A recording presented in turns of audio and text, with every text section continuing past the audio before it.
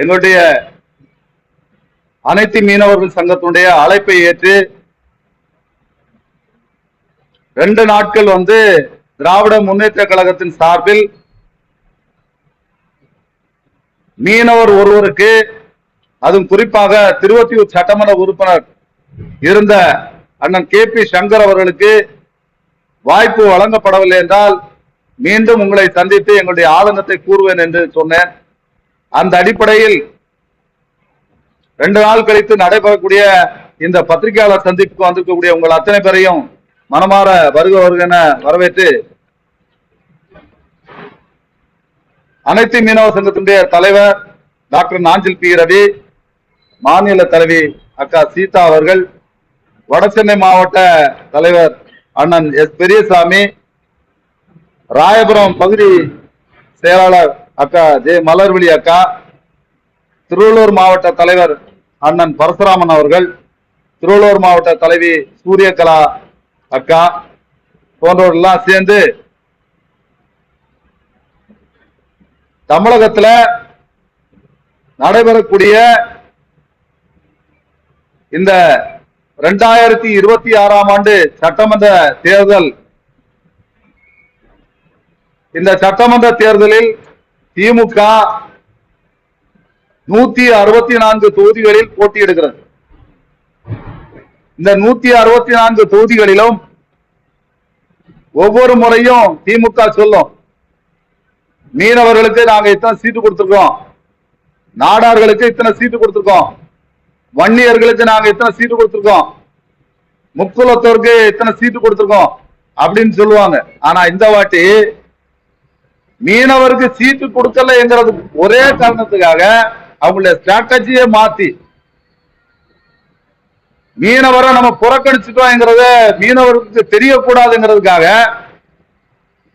ஏன்னா அவங்க கட்சியில மீனவர் தகுதியான எந்த மீனவருமே இல்லைன்னு சொல்லி திமுக நினைச்சுக்கிட்டு மீனவருக்கு சீட்டு கொடுக்காம 164 பேரை நாங்க எப்படி கொடுத்திருக்கோம் அப்படின்னு சொல்லி சொல்லிருக்காங்கன்னா, பட்டம் பெற்றவர்கள் 125 பேருக்கு கொடுத்திருக்கிறோம், பெண்களுக்கு 18 பேருக்கு கொடுத்திருக்கிறோம், முனைவர்களுக்கு 7 பேருக்கு கொடுத்திருக்கிறோம், மருத்துவருக்கு 15 பேருக்கு கொடுத்திருக்கிறோம், பொறியியல் பட்டதாரிக்கு 17 பேருக்கு கொடுத்திருக்கிறோம், சட்டம் படித்தவர்களுக்கு 29 பேருக்கு கொடுத்திருக்கிறோம், புதுமுக வேட்பாளர்களா 60 பேரை நாங்க அறிவிச்சிருக்கிறோம் சொல்லி எப்பவாவது நீங்க சொல்ல கேள்விப்பட்டிருக்கீங்களா பத்திரிகையாளர்களே?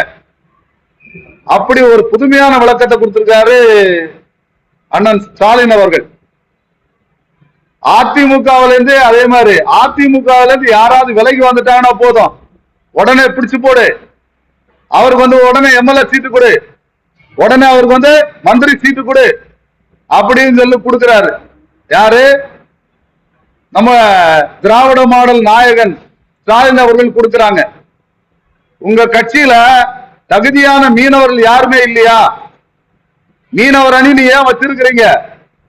தமிழ்நாட்டில் மீனவ எவனாவது சூடு சொன்ன இருக்கிறவனா இருந்தா திமுக ஓட்டு போட மாட்டான். ஏன்னா அந்த அளவுக்கு புள்ளி விவரமா சொல்றேன், கேட்டுங்க.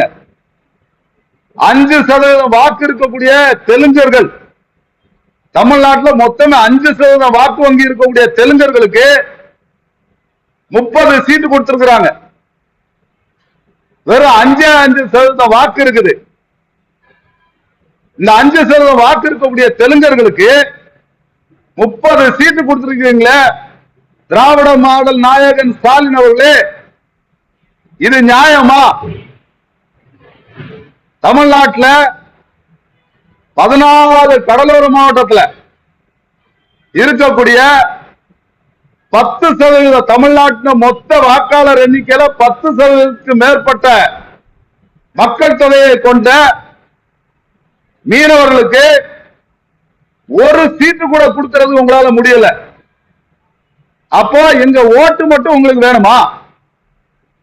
நீங்க மறுபரிசீலனை பண்ணுவோம்னு சொல்லி 2 நாள் காத்திருந்தோம். ஆனா நீங்க மீனவர்களை புறக்கணிச்சு, ஏன்னா தமிழ்நாட்டில் ஒரு மீனவர் தகுதியான மீனவர்கள் நீங்க நினைச்சிட்டு இருக்கிறீங்க.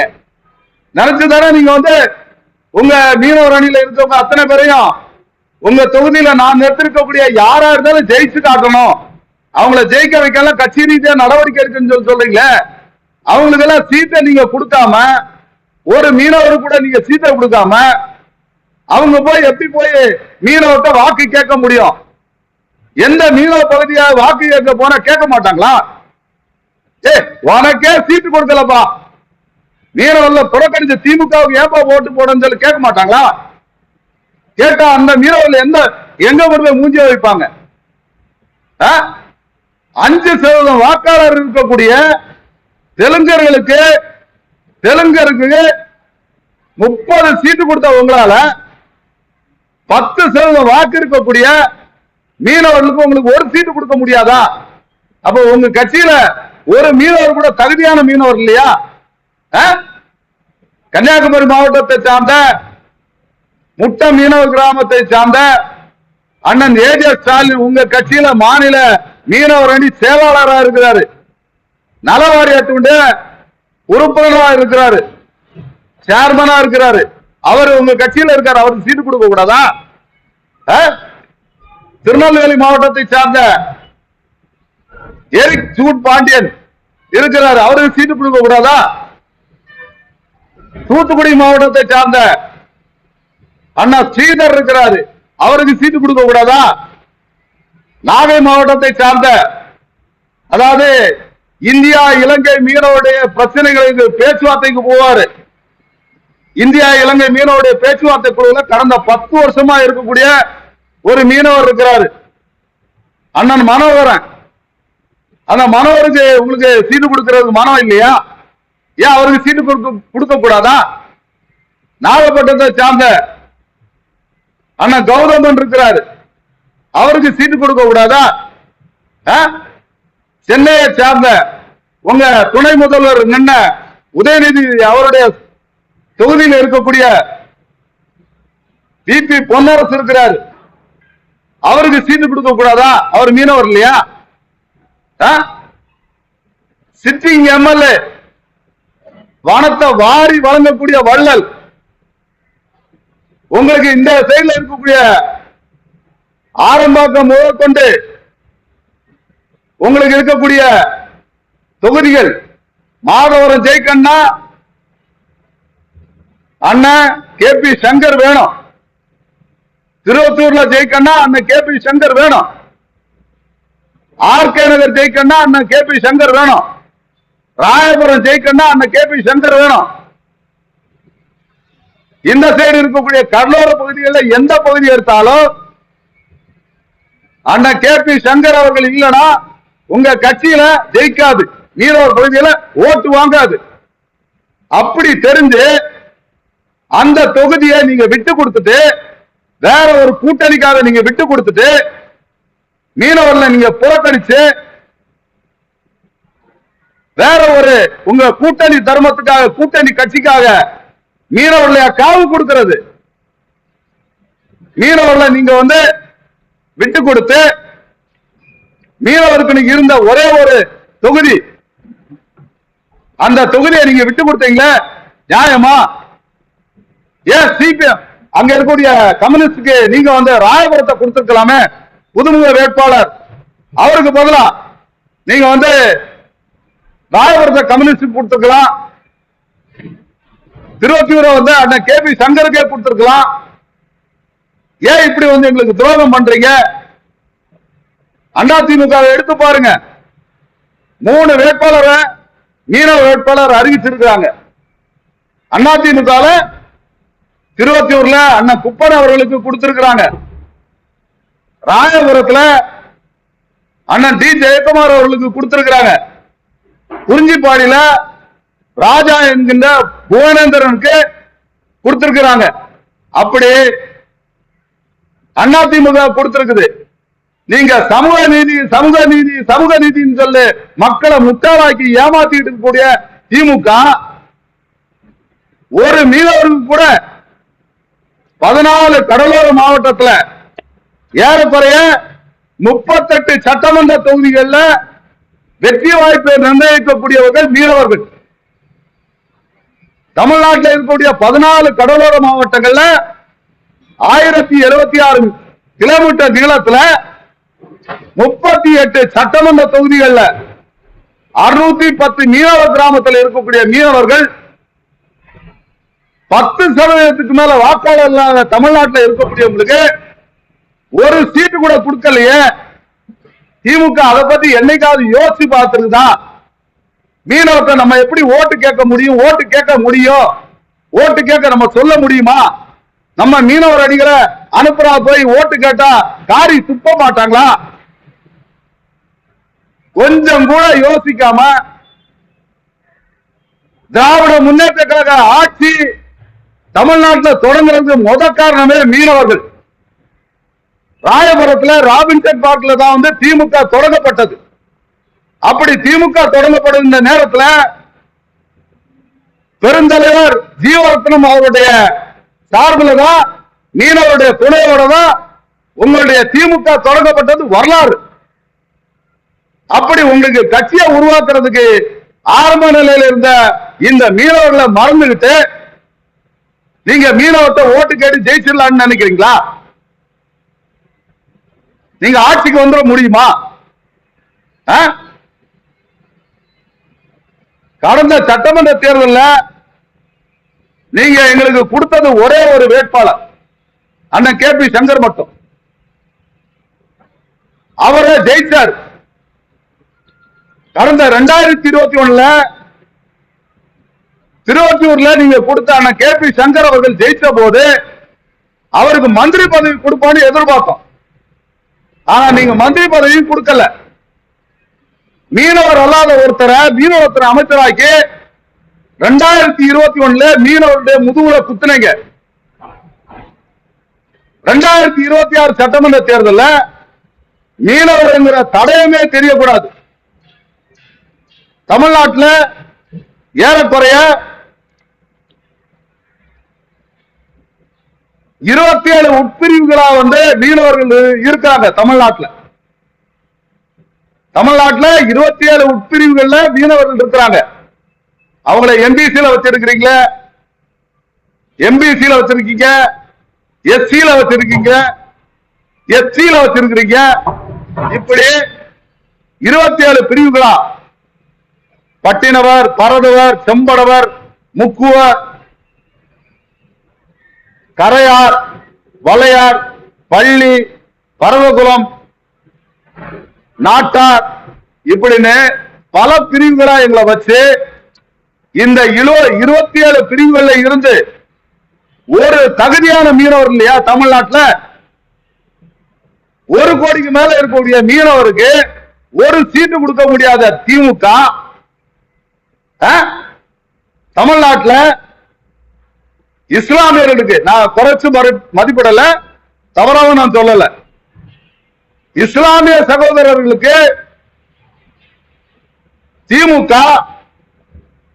திமுகவுடைய தோழமை கட்சிகள் அல்லாம திமுக மட்டுமே 4 சீட்டு கொடுத்திருக்கு. திமுகவுடைய தோழமை கட்சிகள் முஸ்லீம் லீக் 2 சீட்டு, மாமகவுக்கு வந்து 1 சீட்டு, காங்கிரஸ்ல 1 சீட்டு, எஸ்பிபில 1 சீட்டு, மதிமுக 1 சீட்டு, விடுதலை சிறுத்தையில 1 சீட்டு. இப்படி இஸ்லாமியர்களுக்கு 13 சீட்டு கொடுக்க முடிஞ்ச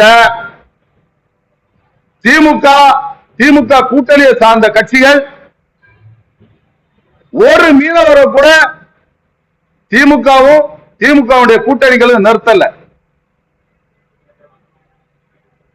எவ்வளவு மனசு வேதனையா இருக்கும். அப்ப தமிழ்நாட்டில் மீனவர்களே இல்லையா?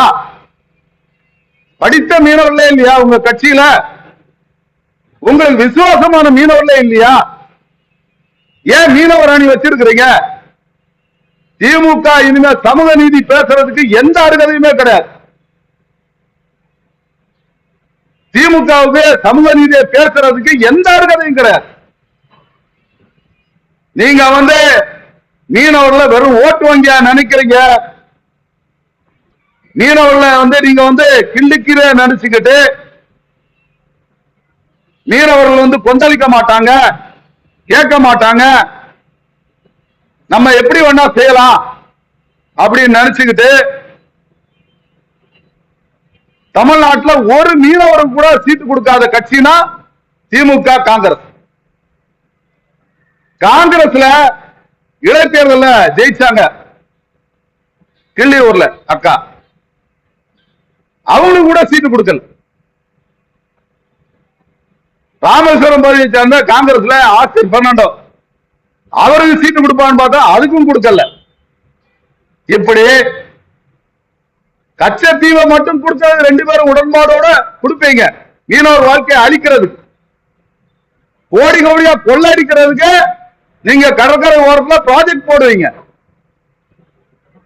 மீனவர்களுக்கு வீடு கட்டா அதுல தமிழ்நாடு குடிசை மாட்டு வாரிய வீடுகளை, நகர்ப்புற வாழ்விட மேம்பாட்டு வாரிய வீடுகள் சொல்லி மாத்தி 5 லட்சம் 8 லட்சம் 10 லட்சம் சொல்லி மீனவர்கிட்ட பணம் அடிக்கிறதுக்கு, கடல்ல ரோடே போடாம ரோட் டாக்ஸ் வாங்குறதுக்கு மீனவர்கள் இழுச்ச வாங்கி நினைச்சிட்டு இருக்கீங்களா? மெரினா பீச்சில் உங்க அப்பா செலவைக்கிறதுக்கு மட்டும் இடம் வேணும். கடற்கரை உங்க அப்பா வீடு சொத்தா? மீனவனுடைய சொத்து. மீனவனுக்கு சீட்டு கொடுக்க முடியாதுன்னா தமிழ்நாட்டை எதுக்கு? பூர்வ குடி, தமிழ்நாட்டுடைய பூர்வ குடி மீனவர்கள். ஒரு மீனவனு கூட சீட்டு கொடுக்கிறவங்க வக்கில்லாத கட்சி திமுக. சமூக நீதி பேசுறதுக்கு திமுகவுக்கு எந்த அருகதையும் கிடையாது. தமிழ்நாட்டில் மீனவருடைய எண்ணிக்கையை தெரியாம நீங்க விளையாடிட்டு இருக்கீங்களா? அதே போல கிறிஸ்தவ ஆயர் பெருமக்களே, கிறிஸ்தவ பாதிரியார்களே, உங்களை தேடி வருவாங்க. பாவ மன்னிப்பு கொடுங்க, மன்னிச்சுங்க, நாங்க அடுத்த முறை மீனவருக்கு சீட்டு கொடுக்கிறோம், அடுத்த முறை மீனவருக்கு நாங்க மந்திரி பதவி கொடுக்கிறோம், இந்த ஒரு முறை தெரியாம நடந்து போச்சு, எங்களுக்கு பாவ மன்னிப்பு கொடுங்க, நீங்க உங்க மக்கள்கிட்ட சொல்லுங்க. ஆயர் பெருமக்களே, தாழ்மையோட கேட்டுக்கொள்ற, நீங்க பாரதிய ஜனதா உள்ள வந்துரும், அதிமுகவுக்கோ மற்ற கட்சிக்கோ நம்ம வாக்களிச்சோம்னா பிஜேபி உள்ள வந்துரும் அப்படின்னு நீங்க ஒரே ஒரு வார்த்தையை சொல்லி மீனவ மக்களுடைய வாயை அடைச்சிடுறீங்க. மீனவ மக்கள் என்ன நினைக்கிறாங்க? நம்ம ஆயர் சொன்னா ஆண்டவர் சொன்ன மாதிரி, நம்ம ஃபாதர் சொன்னா ஆண்டவர் சொன்ன மாதிரி அப்படின்னு மக்கள் நினைக்கிறாங்க. அப்படின்னு சொல்லி நீங்க என்ன பண்றீங்க? திமுகவே சிறுபான்மையருடைய ஆட்சி நல்லா வரட்டும் நீங்க கொடுத்தீங்க, கொடுத்துட்டு இருக்கிறோம். ஆனா 14 கடலோரத்தில் எத்தனை கோயில் இருக்கு, எத்தனை கிறிஸ்தவருடைய கோயில்கள் இருக்குது? நம்ம எல்லாம் யார்கிட்ட போய் ஒரு மீனவர் இருந்தா மீனவருடைய பிரச்சனையை போய் சொல்ல முடியும்? இப்ப யார்கிட்ட போய் நம்ம போய் சொல்ல போறோம்? மீனவருக்கு சீட்டு கொடுக்கல. ஆயர் பெருமக்களே, கிறிஸ்தவ பாதிரிமார்களே, போய் கேளுங்க. திமுகவுடைய தலைவர் ஸ்டாலின் போய் கேளுங்க. ஒரு மீனவர் கூட நீங்க சீட்டு கொடுக்கலையே. கன்னியாகுமரியில் எத்தனை சர்ச் இருக்கு, திருநெல்வேலியில் எத்தனை சர்ச் இருக்கு, தூத்துக்குடியில் எத்தனை சர்ச் இருக்கு, ராமேஸ்வரத்தில் எத்தனை சர்ச் இருக்கு, நாகப்பட்டினத்தில் எத்தனை சர்ச் இருக்கு, சென்னையில் எவ்வளவு சர்ச் இருக்கு, திருவள்ளூர் மாவட்டத்தில் எத்தனை சர்ச் இருக்கு, செங்கல்பட்டு மாவட்டத்தில் எவ்வளவு சர்ச் இருக்கு? எல்லா கிறிஸ்தவர்களால, கிறிஸ்தவ மீனவர்களால, பட்டின மீனவர்களால, செம்பரவ மீனவர்களால, இத்தனை மீனவர்களை கொண்ட சமூகத்துக்கு ஒரு சீட்டு கூட கொடுக்க முடியாத இந்த திமுகவை நம்ம ஆதரிக்கணுமா? சிந்திச்சு பாருங்க. இந்த பத்திரிகையாளர் சந்திப்பு வாயிலாக சொல்றேன், திமுக இருக்கக்கூடிய உணர்வுள்ள மீனவனா இருந்தா ஒருத்தம் கூட தலைமைக்கு கட்டுப்படாம சீட்டு கொடுக்காதனால நாங்க வேலை செய்ய மாட்டோம்னு சொல்லணும். மீனவருக்கு தமிழ்நாட்டில் நீங்க பிரதிநிதித்துவமே தரல, அதனால எங்களால ஓட்டு கேட்க முடியாது, போக முடியாது. அதே மாதிரி கிராம பஞ்சாயத்தார்களே, உங்களை தேடி உங்க பஞ்சாயத்துக்கு வந்தா மீனவருடைய வாக்கு ஏதாவது ஒரு மீனவர் அவருக்கு போடுங்க. கன்னியாகுமரியில மரிய ஜெனிபர் நிற்கிறாங்க, ஒரு மீனவ பெண்ணு, அவருக்கு ஓட்டு போடுங்க. ஜெயக்குமார் நிற்கிறாரு, ஓட்டு போடுங்க. குப்பா நிற்கிறாரு, ஓட்டு போடுங்க. குறிஞ்சிப்பாடியில நிற்கிற கோவிந்தரனுக்கு ஓட்டு போடுங்க. எங்கெல்லாம் எந்த கட்சி மீனவருக்கு வாய்ப்பு கொடுத்திருந்தோ அந்த மீனவருக்கு ஓட்டு போடுங்க. திமுக கட்சிக்கு மட்டும் ஓட்டு போடாதீங்க. திமுக ஆட்சிக்கு வந்தா நம்ம கடற்கரையை காலி பண்ணிடும். மீனவனுக்கு வாழ்க்கைங்கிறது அர்த்தமும் ஆயிடும். ஆகவே தயவு செய்து தமிழ்நாட்டு மக்களே, மீனவர்களே, திமுக இருக்கக்கூடிய மீனவர் அணி தோழர்களே, உங்களை வேண்டி விரும்பி கேட்கிறேன், திமுகவுக்கு ஓட்டு போடாதீங்க. மீனவர்கள் ஒரு குறிப்பா ஓட்டு போடாதீங்க. திமுக மீனவர்களுக்கு சட்டமன்ற உறுப்பினராக போட்டியிடுறதுக்கு வாய்ப்பு தரல. ஒரே ஒரு மீனவர் இருந்தாரு, அண்ணன் கே.பி. சங்கர். அவரையும் கோடிக்கணக்கில் செலவு பண்ண வச்சு கழுத்தறுத்து விட்ட திமுக. இது திமுக தொடங்குறதுக்கு காரணமா இருந்தது மீனவர்கள். ஐயா ஜீவனத்தினால ராபின்சன் பார்க்கல மீனவர் உதவியோட தொடங்கப்பட்ட இந்த திமுக மீனவருக்கு தொடர்ந்து துரோகத்தையே செய்துகிட்டு இருக்கு. அவர் தெலுங்கருங்கிறதுனால சேகர்பாபு பேச்ச கேட்டு அதிமுக எவன்லாம் வர்றாங்களோ, அதிமுக யாரெல்லாம் வர்றாங்களோ உடனே அவங்களுக்கு எல்லாம் சீட்டு கொடுக்குறீங்களே, அவங்களுக்கு எல்லாம் தொகுதி ஒதுக்க முடியுது இல்ல?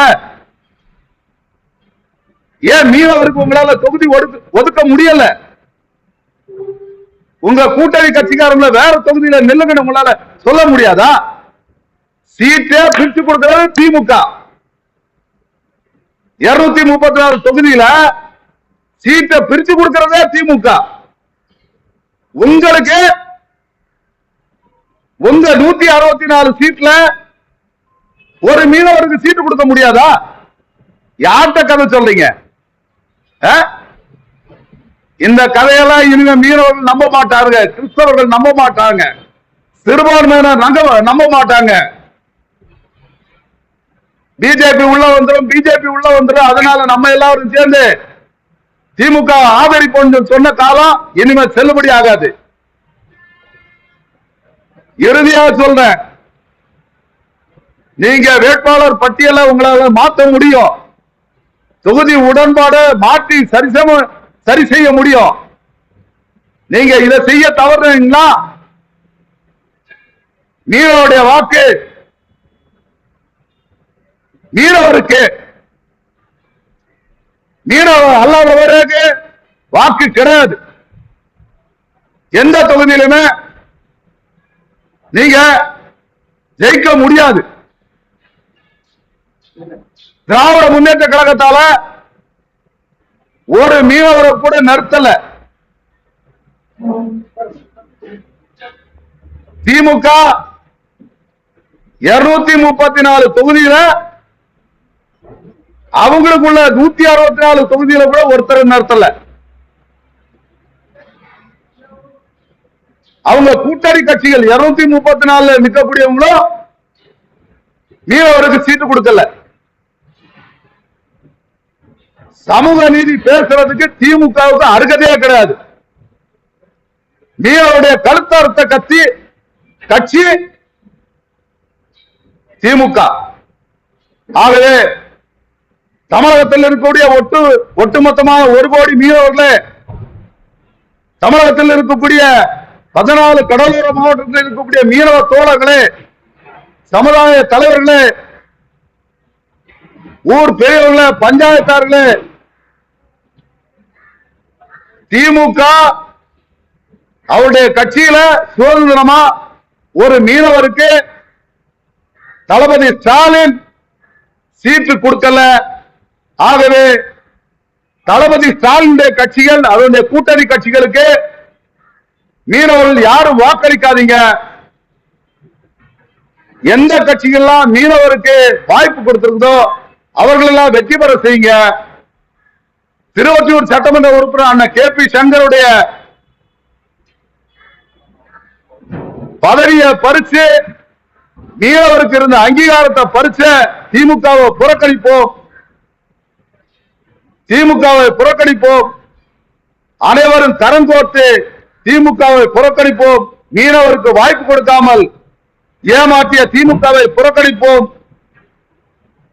5% வாக்குள்ள தெலுங்கர்களுக்கு 30 சீட்டு கொடுத்த திமுகவை புறக்கணிப்போம். மீனவருக்கு வாய்ப்பு கொடுக்காத திமுகவை புறக்கணிப்போம் என்று கூறிக்கொண்டு வாய்ப்புக்கு நன்றி கூறி விடைபெறுகிறேன். நன்றி, வணக்கம்.